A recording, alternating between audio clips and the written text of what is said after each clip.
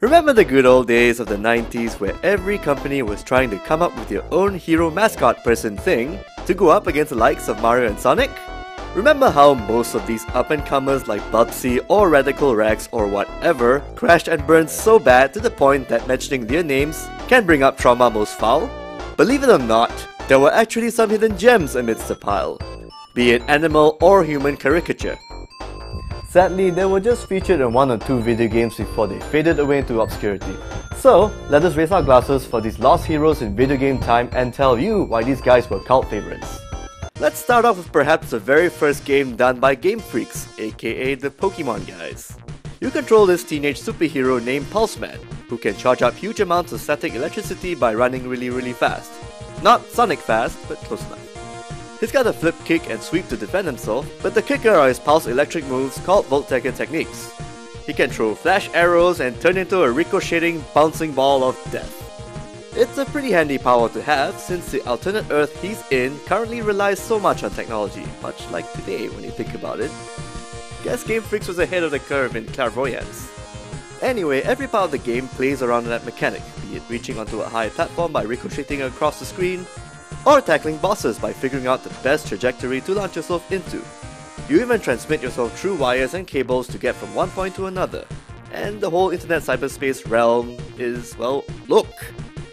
I don't think that's how India looks like. The North American market only got a taste of the game through the online-only at the time Sega Channel service. Naturally, the service wasn't a huge success as the online infrastructure and gamers at the time weren't really ready for such luxuries. A shame too. This game is worth playing, had no strict language barrier, and is available on the Wii Virtual Console service. So yeah, there's really no excuse to replay this sucker. But hey, you get to see the very first Game Freaks title before the company went swimming in ungodly piles of money from their virtual monster cockfighting franchise.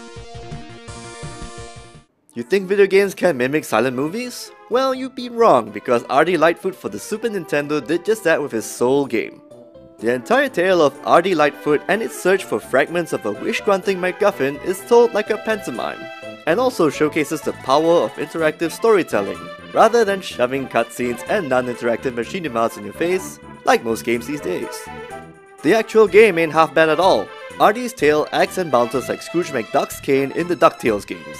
You know, the Nintendo one where he was on the moon looking for treasure that raging waterfowl, and a penguin called Pack that serves as both an eater of minions and a temporary mode of transport. Each level in the game introduces new twists and gimmicks not repeated in other stages, making each visit unique. Though we have to confess that the controls take some time getting used to.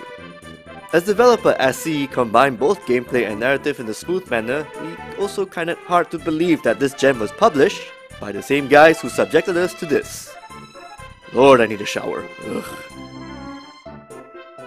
Good old Sonic team had a lot of scraps and drawing board concepts revolving around creating Sonic the Hedgehog. One of which was a rabbit that threw stuff at bad guys with its long arms. A few years later after Sonic came out, the devs took said scraps and built Rise Star, a 2D platformer where you control a shooting star with stretchable limbs. He kills bad guys with a sweet headbutt, because while stars are made out of insanely hard rocks from space, and can fly around like an actual shooting star would, as long as there was a vertical pole handy. You've got your usual underwater, ice and volcanic levels as per the platforming genre staple, but even those tropes had some neat little twists, like the ice level having walls that are too slippery for Rise Star to grab.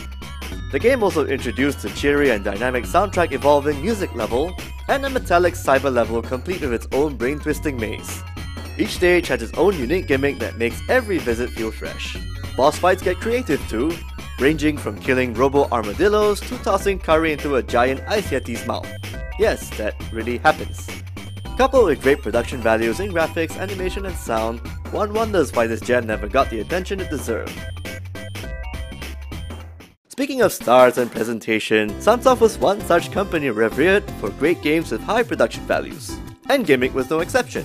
Before even Half-Life and PC gaming taught us how physics add to fun and challenges, Gimmick did just that in 1992, on a friggin' 2D plane for God's sake.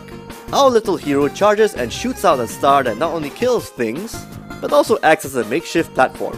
You'll need to practice throwing a single star just right so you can leap onto higher platforms, or just kill multiple enemies within a single stroke, or just bounce it off to hit enemies in tough spots.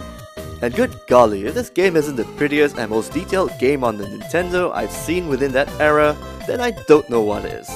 Unique stage gimmicks that don't repeat themselves, locations outside the usual lava/ice/underwater level staples, and some vistas and rest spots for players to admire the view. This is what we call a huge labor of love from developers, people. If I had to point out the critical fault, is that accessing the final stage and happy ending is balls out hard, and requires Death Star shooting skills to access platforms and such. But I digress, Gimmick will make a platforming man out of you. It's a crying shame that it never saw the light of day in the North American market. Someone at Konami had the brilliant idea of taking the Contra lead developers and giving them the task to create the company's own mascot animal platformer. The result is a fast-paced action game called Rocket Knight Adventures. Your character is an opossum, no, not that waste of space, yes, this fella here, an opossum called Sparkster, and he uses a rocket pack to blaze and charge through stages to destroy barriers, pigs, wolves, and snake men with extreme prejudice. The levels and boss fights for the 3 games, 2 Mega Drive titles and 1 Super Nintendo game, were built so that players take advantage of Sparkster's rocket boosting mechanic. Plus, the aesthetics of the game blended in fantasy and steampunk perfectly for a unique look that makes it stand out among the mascot platformer action game crowd. Each of the 3 games feel different. The first one on the Genesis and the Super Nintendo were reliant on reflexes and twitch factor, given the speed at which you blaze through each stage. The sequel on the Genesis had bigger expansive areas and introduces the auto-charge mechanic for Sparkster's rocket pack, at the cost of making Sparkster move like he came out from the goddamn moon. Regardless of which version you pick, you can expect them to wow you with its inventive levels, challenging bosses, and insane rocketeering action. Sorry recent Rocket Knight game on the XBLA, PSN, and PC, you may be dressed in all shades of steampunk level nifty, but you cannot top the originals. Ever! Keep in mind that these are just a few of the characters we're featuring on our video, as there's probably a boatload more that we have yet to mention. So, got an underrated character you want us to talk about? Tell us in the comments box below.